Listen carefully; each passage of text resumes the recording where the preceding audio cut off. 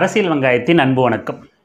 நாம் நேற்று விடுதலை சிறுத்தைகள் கட்சியோட மது ஒழிப்பு மற்றும் போதைப்பொருள் ஒழிப்பு மகளிர் மாநாடு குறித்து பேசியிருந்தோம். அந்த மாநாடு குறித்து பல்வேறு தரப்பிலிருந்து பல்வேறு விதமான விமர்சனங்கள் வைக்கப்படுது.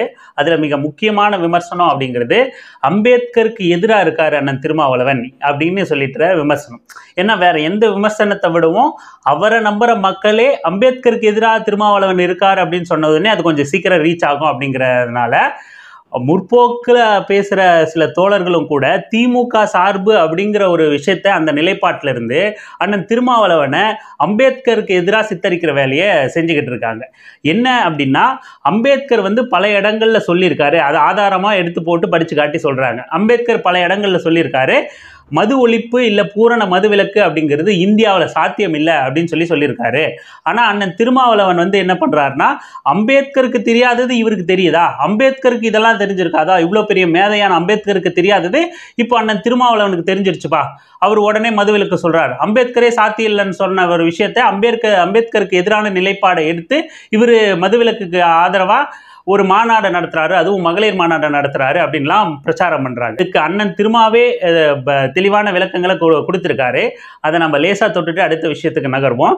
என்னன்னா, அம்பேத்கர் நான் கெடுவாய்ப்பாய் இந்து மதத்தில் பிறந்து விட்டேன், ஆனா இந்துவாய் ஒருபோதும் நான் சாக மாட்டேன் அப்படின்னு சொல்லிட்டு இந்து மதத்தை விட்டு வெளியேறும் போது ஒரு 22 உறுதிமொழிகளை கடைபிடிச்சார்.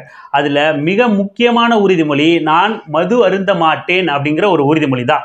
மது அருந்த மாட்டேன் அப்படின்னு ஒரு உறுதிமொழியை எடுத்துக்கிற அவரு எப்பவுமே மது ஒழிப்புக்கு ஆதரவாக தான் இருக்கிறாரு அப்படிங்கிறது தான் அர்த்தமா எடுத்துக்கணும். அதை அவர் அரசியல் சூழல்ல, அந்த கால அரசியல் சூழல்ல அப்போ 1,00,000 பேர் 50,000 பேர் குடிச்சுக்கிட்டு இருக்கான், அவனை நாம திருத்தணும்னு முயற்சி பண்ணக்கூடாதுன்னு சொன்ன விஷயங்கள் எல்லாம் இந்த காலத்தோடு எடுத்துட்டு நம்ம பொருத்தி பார்க்க முடியாது. அவரோட நிலைப்பாடு என்ன? தனிப்பட்ட நிலைப்பாடு, மதுவுக்கு எதிரான நிலைப்பாடு தான். சரி விடுங்கப்பா, அவரு அப்படி சொல்லியிருக்காருன்னே வச்சுப்போம். அவர் அந்த 22 உறுதிமொழிகளில் மது அருந்த மாட்டேங்கிற உறுதிமொழியே இல்லைன்னாலும் கூட எல்லா விஷயமும் எல்லா காலத்துக்கும் ஏற்பதான் ஒருத்தர் சொல்லியிருக்கணும் அப்படிங்கிற அவசியம் கிடையாது. தந்தை பெரியார் சொல்வார், நான் இன்னைக்கு பேசின இந்த சனாதன ஒழிப்பையோ தீண்டாமையோ சாதி ஒழிப்பையோ என்னென்னமோ பேசி வச்சிருக்கான் இந்த கிழமை 50-100 வருஷத்துக்கு முன்னாடி அப்படின்னு 100 வருஷம் கழிச்சு வர ஒரு தலைமுறை பேசணும், அந்த அளவுக்கு இந்த உலகம் மாற்றம் அடைஞ்சிருக்கணும் அப்படின்னு சொல்லி பேசுவார். இந்த ஒரு அறிஞரும் யாருமே எக்காலத்திற்கும் பொருந்துற மாதிரியான ஒரு செயலை இல்லை ஒரு சொல்லிட முடியாது அப்படிங்கிறத தந்தை பெரியார் எப்போதும் வலியுறுத்தினவர். ஒருவேளை அண்ணல் அம்பேத்கர் அன்றைய காலகட்ட சூழ்நிலையில மது ஒழிப்பு குறித்து பெருசா பொருட்படுத்தாம இருந்தாலும் கூட இன்றைய கால சூழல்ல மது ஒழிப்பு அப்படிங்கிறது மிக மிக அத்தியாவசியமான கட்டாயமான தேவையா இருக்கு. ஏன்னா எப்படி ஒன்றிய அரசு தமிழ்நாட்டில் இந்திய திணிக்க மாநில அரசுகளுக்கு இந்திய திணிக்க முற்படுதோ அந்த திணிப்பை நாம் எப்படி எதிர்த்து நிற்கிறோமோ அது போல இங்க இருக்கிறது மது திணிப்பு தான் இங்க நிகழ்ந்துகிட்டு இருக்கு. ஒரு புறம் அரசே திணிச்சுக்கிட்டு இருக்கு, இன்னொரு புறம் கட்டற்ற வகையில கள்ளச்சாராயங்கள் விசச்சாராயங்கள் திணிக்கப்பட்டுக்கிட்டு இருக்கு மக்கள் மத்தியில். சின்ன வயசுல இருந்து 10 பருவத்திலிருந்து நடுத்தர முதிர்ந்த வயது வரைக்கும் சரிசமமா எல்லாரும் போதை பழக்கத்துக்கு அடிமையாக போயிருக்கிற ஒரு சூழல் அப்படிங்கிறது இங்கே ஏற்பட்டுக்கிட்டு இருக்கு. இது கண்டிப்பாக ஏன் கொரோனா காலத்தை உதாரணம் எடுத்துக்கிட்டிங்கன்னா கிட்டத்தட்ட ஒரு மாதம் மதுக்கடைகள் மூடப்பட்டிருந்துச்சு. அன்னைக்கு தினந்தோறும் எனக்கு தனிப்பட்ட முறையிலேயே அனுபவம் இருக்குது, நானே பல பேரை பார்த்துருக்கேன். தினந்தோறும் போதை இறங்க குடிச்சுக்கிட்டு இருங்க இந்த நபர்கள் எல்லாம் வேற வழியே இல்லை, மது கிடைக்காது அப்படின்னு சுத்தமாக குடிக்காம தான் இருந்தாங்க, எந்த பாதிப்பும் இல்லை. பலரெல்லாம் சொல்லக்கூடும் உடனடியாக நிறுத்தக்கூடாது, ஐயோ பிரச்சனை ஆகிடும் அப்படின்னு. முழு நேரமும் 3 நேரமும் சாராயத்திலேயே உயிர் வாழ்ந்துகிட்டு இருந்த நபர்கள் எல்லாம் வேற வழி இல்லை, கிடைக்கலன்னு நல்லா சாப்பிட்டுக்கிட்டு நல்லா தெளிவாக தெம்பா ஆரோக்கியமாக தான் இருந்தாங்க. இருந்தாலும் இது எங்கே தொடர்ந்துருமோ மக்கள் இப்படியே விரும்பிடுவாங்களோ அப்படின்னு அங்கங்கே சில செய்திகளும் வந்துச்சு. மது கிடைக்கலன்னு சொல்லிட்டு மருந்தை எடுத்து குடிச்சிட்டாங்க, ஃபினாயில் எடுத்து குடிச்சிட்டாங்க, அதில் ஆல்கஹால் இருக்குன்னு எடுத்து குடிச்சிட்டாங்க அப்படின்னு சொல்லிட்டு அங்கங்கே சில செய்திகள் திட்டமிட்டே பரப்பப்பட்டுச்சோ அப்படிங்கிற சந்தேகமும் நமக்கு இருக்குது. சில செய்திகள்லாம் ஏன்னா அவ்வளவு அடிக்டான நபர்கள் எல்லாம் கட்டுப்பாடோட ஒரு மாதம் இருந்த விஷயங்களை நம்ம நேரடியாக சந்திச்சிருக்கோம், பார்த்துருக்கோம். அந்த அனுபவம் நமக்கு இருக்கு. இப்படி அம்பேத்கரே சொல்லியிருந்தாலும், தந்தை பெரியாரே சொல்லியிருந்தாலும், இன்னைக்கு மக்களுக்கு எது தேவையோ அதை நோக்கின போராட்டத்தையும் ஆர்ப்பாட்டத்தையும் மாநாடையும் நடத்துறது ஒரு ஜனநாயகவாதிகளோட ஜனநாயக சக்திகளோட தலையாய கடமையா இருக்கு. அதுக்கெல்லாம் நாம துணை நிற்க வேண்டிய கட்டாயமும் தேவையும் இருக்கு. இன்னொரு பார்வையில அண்ணன் திருமா சொன்ன மாதிரியே சொல்லணும்னா, வள்ளலார் தன்னோட ஆரம்ப காலகட்டத்தில் முருகனே நான் நேர்ல தரிசிச்சேன் அப்படின்லாம் பேசிட்டு இருந்தாரு. ஆனா தன்னோட இறுதி காலம் செல்ல செல்ல, அதுக்கப்புறம் காலங்கள் செல்ல செல்ல, சில 10 ஆண்டுகளை கடந்து அவர் தீவிர சனாதன எதிர்ப்புவாதியா இருந்தார். அப்படியேப்பட்ட தீவிர சனாதன எதிர்ப்புவாதியா, பார்ப்பனிய ஆரிய எதிர்ப்புவாதியா இருந்த வள்ளலாரை தான் இன்னைக்கு அதே பார்ப்பனர்கள் அவங்க கட்டுப்பாட்டில் இருக்கிற கோயில்களில் வள்ளலாருக்கு சிலை வச்சு அவரையும் சாமியா மாத்திருக்காங்க. பெரியாரோட சிலைக்கு கீழே கடவுள் இல்லை, கடவுள் இல்லை, கடவுள் இல்லவே இல்லை அப்படிங்கிற வாக்கியம் எவ்வளோ முக்கியமானது அப்படிங்கிறதுக்கு உதாரணம் வள்ளலாரே தான். இங்க பார்ப்பனியத்தையும் சனாதன சித்தாந்தத்தையும் மனு தர்மத்தையும் தீவிரமா எதிர்த்து களமாண்டவர்கள் எல்லாரையும் தங்க கடவுள்களோட ஒரு அவதாரமா மாத்திர வேலையை இந்த பார்ப்பனியும் தொடர்ந்து செஞ்சுக்கிட்டே இருக்கு.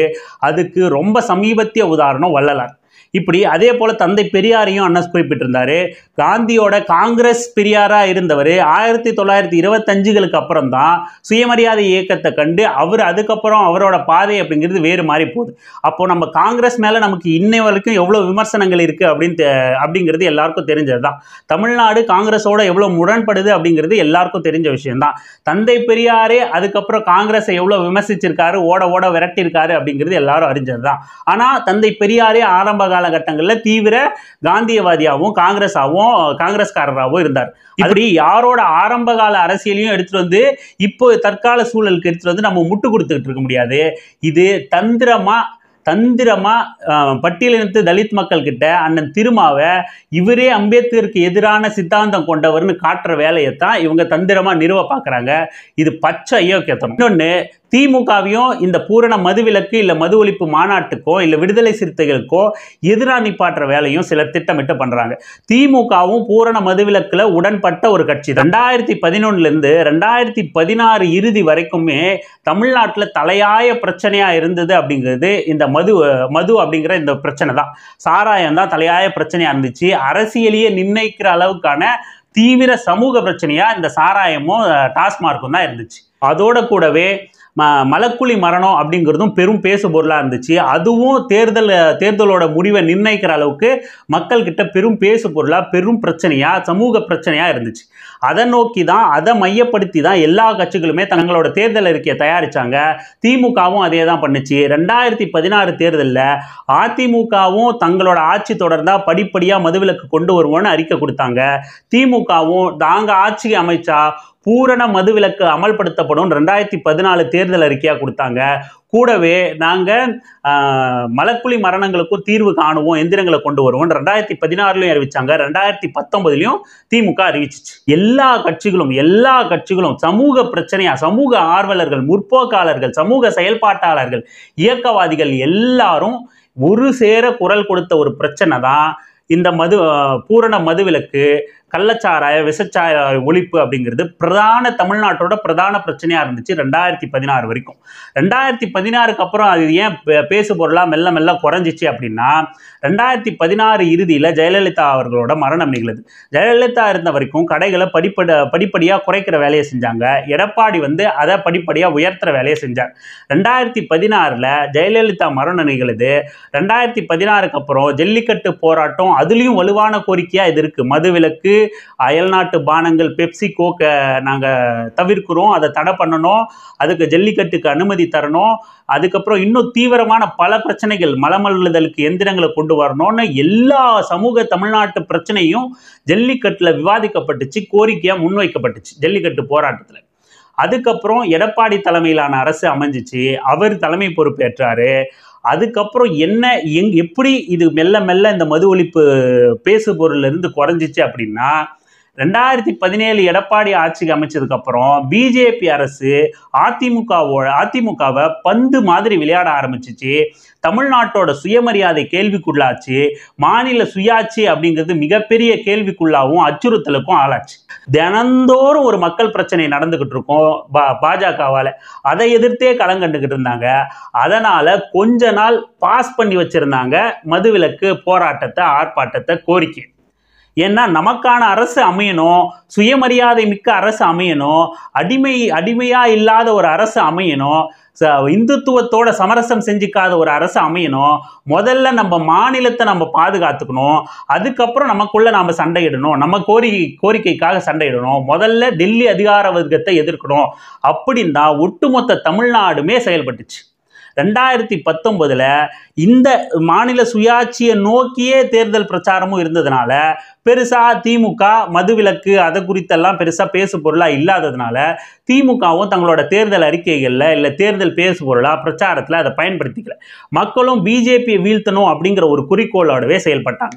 2021 தேர்தலும் அதே போலதான் தொடர்ந்துச்சு. நமக்கு வலிமை மிக்க ஒரு அரசு வேணும், அடிபணிஞ்சு போற அடிமை அரசு வேண்டாம், தலைமை இல்லாத பாஜக ஆட்டி விற்கிற பொம்மையா, தலையாட்டி பொம்மையா இருக்கிற அரசு வேண்டாம் அப்படின்னு திமுகவை தேர்ந்தெடுத்தாங்க. இப்போ இல்லப்பா நாங்கள் 2016 தேர்தல் அறிக்கையில தான் மதுவிலக்கு கொடுத்தோம், இப்போ 2019 21 நாங்கள் தேர்தல் அறிக்கையில குறிப்பில்ல, நாங்கள் தேர்தல் அறிக்கையில கொடுத்தப்ப நீங்க எங்களுக்கு ஓட்டு போடல, ஓட்டு போட்டிருந்தா நாங்கள் நிறைவேற்றிருப்போம் அப்படின்னு வெற்று வாதத்தை, விதண்டாவாதத்தெல்லாம் வைக்கக்கூடாது. தமிழ்நாடு எப்பொழுதுமே மதுவுக்கு எதிராக, போதைப் பொருள்களுக்கு எதிராக, எந்த விதமான போதைப் பொருள்களுக்கு எதிராகவும் இயங்கிக்கிட்டு தான் வந்திருக்கு.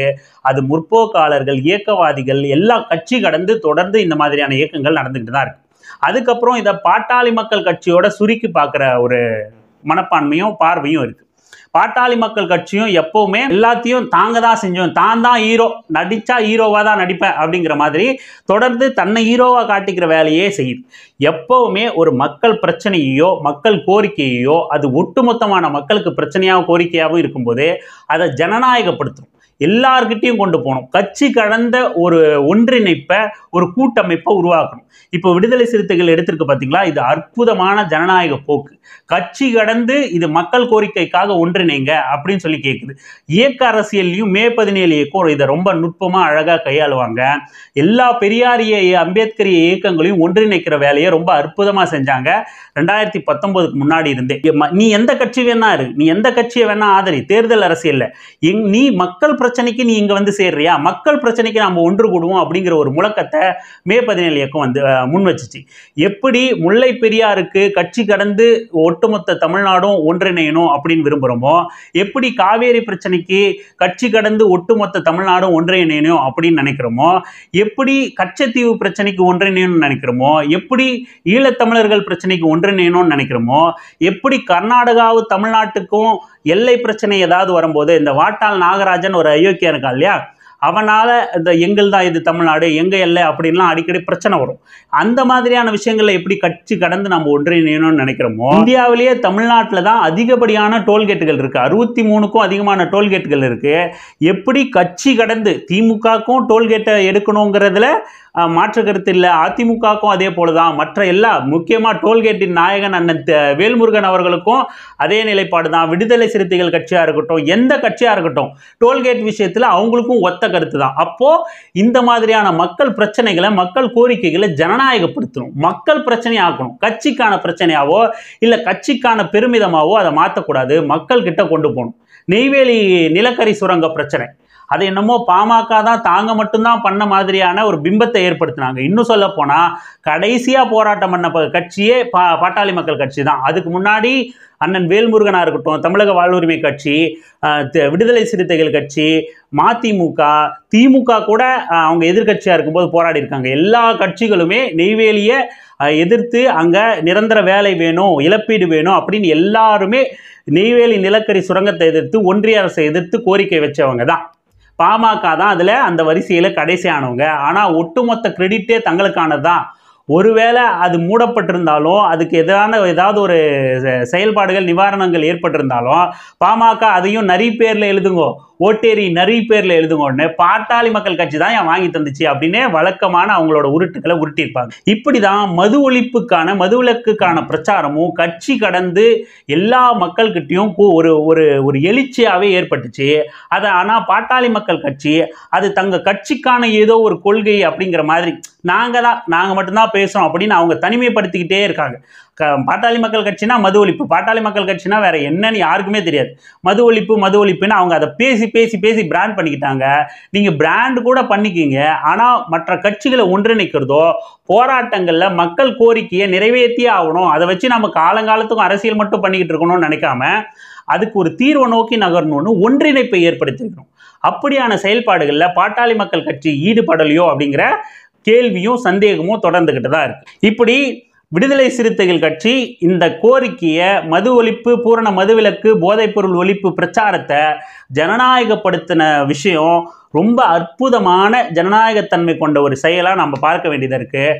நம்ம ஏற்கனவே நேற்று பேசும்போதே சொன்னோம், இந்த மாதிரியான செயல்கள் எல்லாம், ஜனநாயகத்தன்மையுடைய செயல்கள் எல்லாம் தமிழ்நாட்டில் மட்டுமே காணக்கூடிய ஒரு அரிதான செயலாக இருக்குது. தமிழ்நாட்டில் மட்டும்தான் இது தொடர்ந்து கட்சி அரசியல்லையும் நிகழுது, இயக்க அரசியல்லையும் நிகழுது. தமிழர்கள் கட்சி கடந்து மாநில உரிமையும் தமிழர்கள் பிரச்சனையும் அணுகக்கூடியவர்கள் அப்படிங்கிறத இந்த விஷயங்கள் மூலமாகவே நம்ம அறிஞ்சிக்கலாம். இப்படி புத்தரை, அம்பேத்கரை, பெரியாரை, மார்க்ஸை எல்லாரையும் தங்களோட கொள்கை வழிகாட்டிகளாக ஏற்றுக்கிட்டு இருக்கிற விடுதலை சிறுத்தைகளை, அண்ணன் திருமாவளவனை ஒரே ஒரு விஷயத்தில் டக்குன்னு எடுத்துகிட்டு போய் அம்பேத்கருக்கு எதிராக நிப்பாட்டணும் அப்படிங்கிற இந்த சூழ்ச்சி நிச்சயம் மக்கள் நல்லாவே புரிஞ்சுக்கிட்டு இருப்பாங்க. உங்களோட சூழ்ச்சியையும் சந்தர்ப்பவாதத்தையும் புரிஞ்சுக்கிட்டு இருப்பாங்க. ஒரு நாளும் விடுதலை சிறுத்தைகள் மக்கள்கிட்ட இருந்து அந்நியப்படாது. இப்படி விடுதலை சிறுத்தைகளை அந்நியப்படுத்தணும்னு நினைக்கிற நீங்கள் தான் அந்நியப்பட்டு போவீங்க. நாம் எல்லாரும் சேர்ந்து குரல் கொடுக்க வேண்டிய ஒட்டுமொத்த தமிழ்நாட்டுக்குமான ஒரு கோரிக்கை மாநாடு இது. யாரும் பிரிஞ்சு நின்று திமுகவையே கூட இதை எதிரில் நிப்பாட்ட வேண்டிய தேவை கிடையாது. திமுகவையும் சேர்த்து இது ஒரு தேசிய கொள்கையாக வரையறுக்கணும் அப்படின்னு தான் விடுதலை சிறுத்தைகளும் கேட்டுக்கிட்டு இருக்கு. எல்லாரும் ஒரே அணியில் இருந்துகிட்டு குரல் கொடுப்போம். தமிழ்நாட்டு வருங்காலத்தை மீட்டெடுப்போம், இளைய சமுதாயத்தை மீட்டெடுப்போம். தொடர்ந்து இணைந்திருங்கள். அரசியல் வெங்காயம் சேனலுடன் தொடர்ந்து பேசலாம். நன்றி, வணக்கம்.